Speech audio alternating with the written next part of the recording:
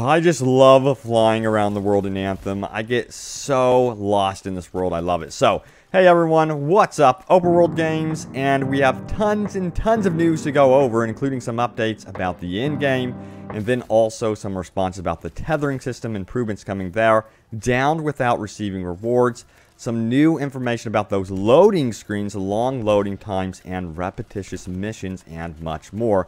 But I have a question for you all today. It says here, Anthem fans, so which one do you want to see more of post-launch? Strongholds or Cataclysms in free play? I am extremely curious to see what you guys have to say about this one.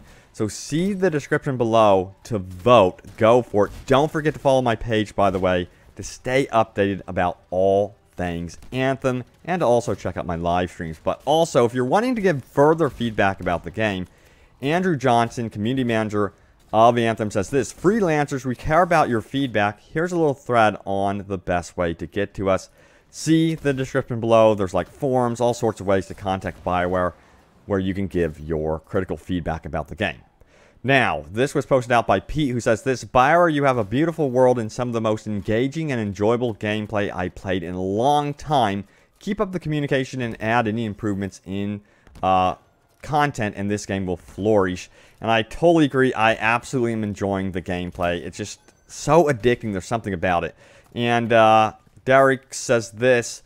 He says, and this is from the community manager of Bioware, he says, as one of the people working on the patch notes, I can say there are a lot of fixes and improvements. The team is hard at work making improvements, listening to player feedback, and creating some pretty awesome stuff that we talked about in This Is Gameplay Part 2 video. So, yes, some stuff is being worked on.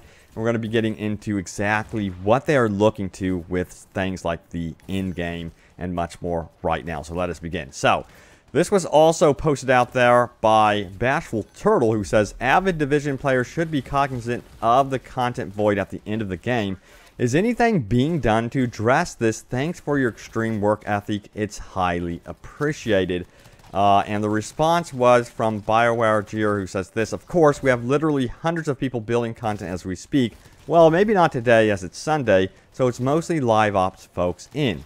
We are committed to this. It was really important for us to polish the core gameplay loop and make sure the game was fun. We know we can continue to build on something that is great to begin with. It may take some time to flesh out, but it will be an evolving and compelling live service. I promise you that. So some reassuring words from Bioware there for sure, because I know a lot of people are getting into the in-game and they want the in-game to be further improved upon because they're finding that the rewards many times are not worth it. And there was another Reddit thread that was pretty lengthy about the in-game, and the gist of it was that looks like Bioware is looking into a lot of these in-game issues and they're looking to update it. Now, when it comes to live service, I'm really looking forward to March 2019 here. A lot of promise here. We're going to be getting new events, but also a new Stronghold, and then the guilds and new missions. And also, don't forget about that Cataclysm right there. So that gets me super hyped for the future of Anthem. If they could pull something off like that every single month, well, maybe not a Stronghold every month. That's going to be pushing it. But some of these events and the Cataclysms and the free play stuff, I think, can be extremely unique to Anthem. I think they're going to just keep building that free play world because a lot of people want more from free play for sure. Now, let's talk about playing Anthem, of course, in the long term. A lot of people are saying that it's a little bit repetitive. So this was the post out there by Echo, who says this: if so, what was the thinking behind the relatively samey nature of the objectives in quests? Kill all enemies in area, gather echoes, defend a point from more enemies, gather relics, which is basically like gathering echoes, a handful of puzzles, boss fights, etc.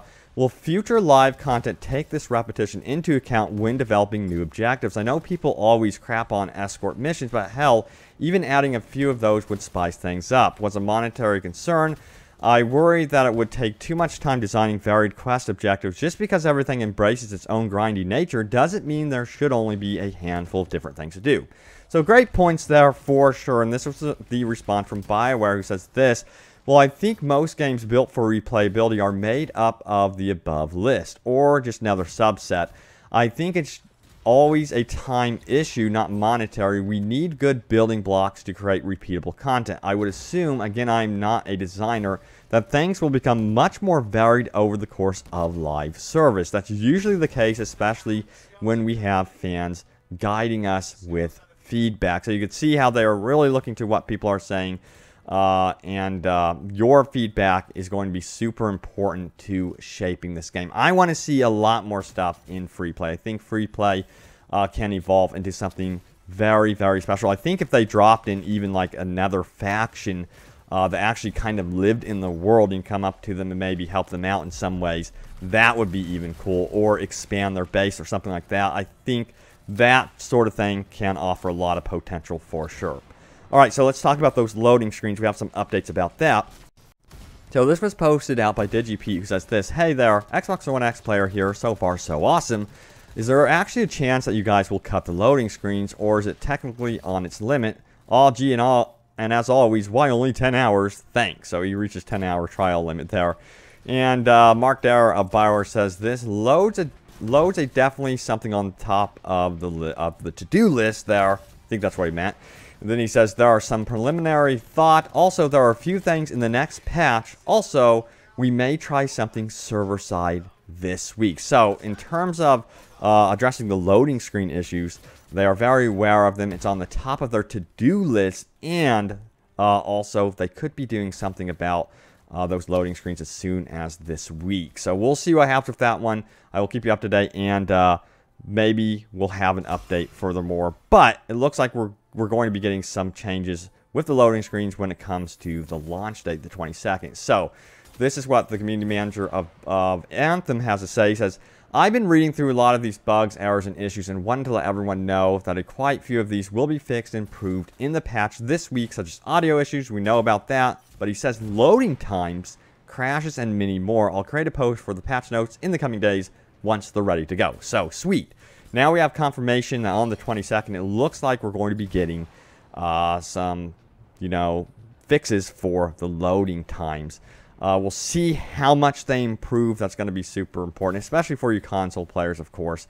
But I did see another post that it's super important that you are running your game on SSD. Whatever platform you are on, that's going to help a lot with loading times. But even still, the loading times are pretty lengthy. But this is definitely an interesting thread about the loading times right here.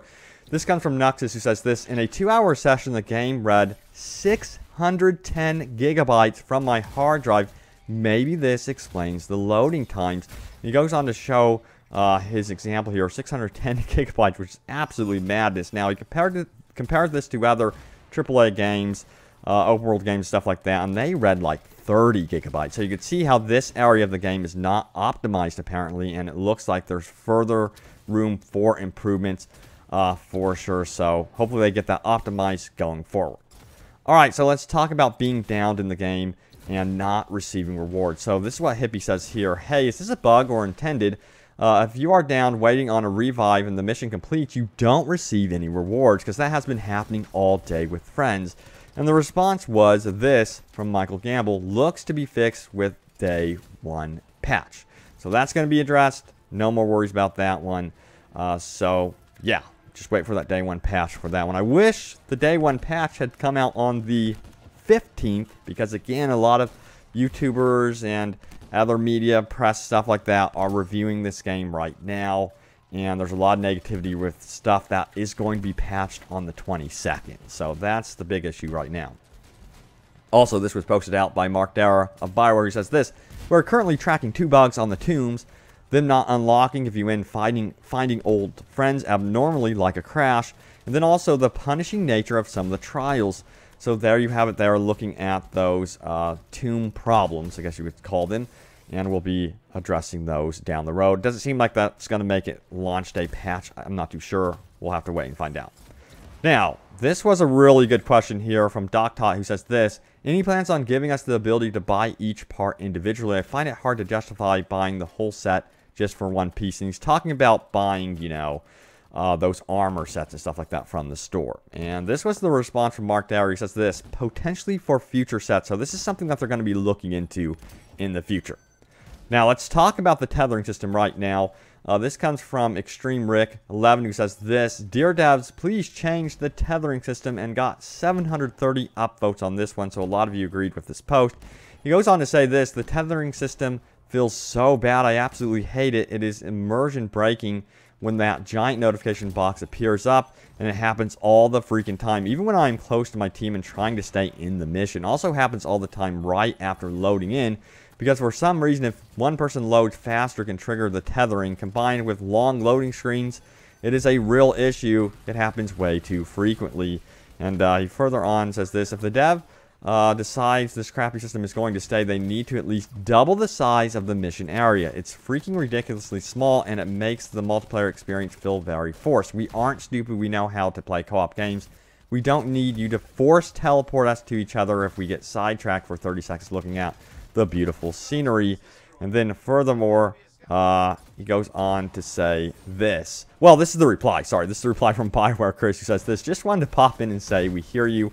We are looking at some solutions. So yeah, they are very aware of the tethering issue problem, and solutions are being worked on with Bioware. Now, the only reason I would report on this stuff is because I believe in Bioware, because of the changes they've already made to the game. Whenever they say something, it seems to be happening. You know, that was the case with the VIP demo. They said that, you know, issues would be fixed. They were fixed, and it seems to be a trend that continues onward. So more and more, when we get to the February 22nd patch, then we would know, you know, what is going on in terms of, you know, the promises kept and stuff like that. And that's going to be another way Bioware is going to be tested, and I will be reporting back to you on that one. I really want this game to succeed. I'm having a total blast with it. I do feel like they've built something very special here. The game is absolutely so much fun, and again, with the actual free play, I feel like there's a ton of potential with the actual world. They can evolve this in any way they want to, and I'm really hoping that they do. So stay tuned for this, you know, all the latest happenings with Anthem going forward, and any news about post-launch updates and stuff like that. But guys, hopefully you are enjoying your time in Anthem. Again, if you want to provide feedback, see that description below for sure. And also curious about this one right here. Please don't hesitate to answer this question here. So which one do you want to see more of post-launch, Strongholds or Cataclysms in free play? Go for it. Leave a response. See that description. But guys, thanks for watching. Stay tuned here to Open World Games for more, and I will see you next time. Take care.